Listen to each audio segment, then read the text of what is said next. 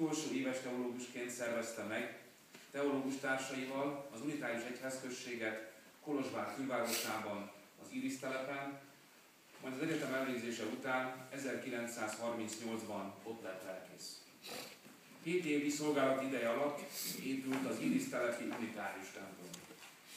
Eleven gyülekezetet hozott létre a Bulgária telepen is, Szamosfalván pedig leány egyházközséget szervezett.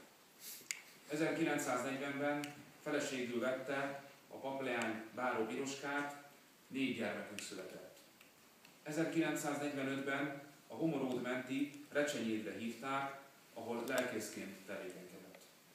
Feleségével együtt lelkesen szervezte a falu kisközösségének művelődési életét. A lelkészkörben és a központi valláserkölcsi nevelés újjászervezésében is részt vett, főképpen a vasárnapi iskolát igyekezett életre kelteni. Nagy Ferenc 1953-ban a segesvári gyülekezet meghívására tért vissza szülővárosába, ahol a szószéken 80 évesen nyugdíjba vonult édesapját, Nagy Bélát váltotta fel. A Segesvárhoz tartozó fehéregyházi leányközösséget megszervezte és templomot épített. Amikor Segesvárra került, megüresedett a Küküllősági parókia, amely kis gyülekezetének minden vasárnap istentiszteletet tartott a püspök kérésére. Ezt a 60 évvel ezelőtt hittel vállalt feladatot töretlen rajongással végzi napjainkban is. A 29 fő unitáriusra ma is gondja van a már 97. évében járó lelkésznek. Január folyamán minden családot meglátogatott, amint azt tette korábban is minden más helyen. Nagy Ferencnek nem csak unitárius vertékben váltak ismerté szerzeményei, hiszen versei, dalai, indulói magyarul, angolul és németül is szólnak.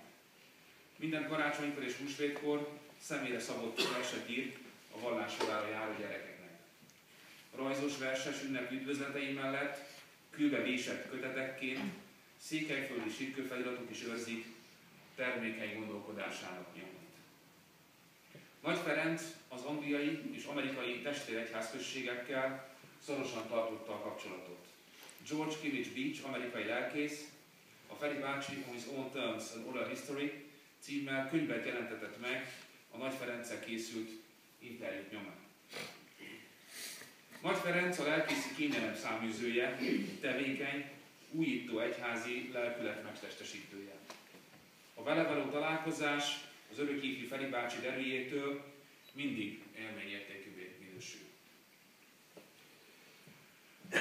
Nagy Ferenc Küküllősági unitárius lelkipásztornak máig tartó több évtizedes lelkészi szolgálatáért, közösségépítő, nevelő tevékenységéért, életútja elismeréseként dr. Áder János, Magyarország köztársasági elnöke, Magyarország augusztus 20-i állami ünnepe alkalmából a Magyar Érdemkereszt kitüntetést adományozza.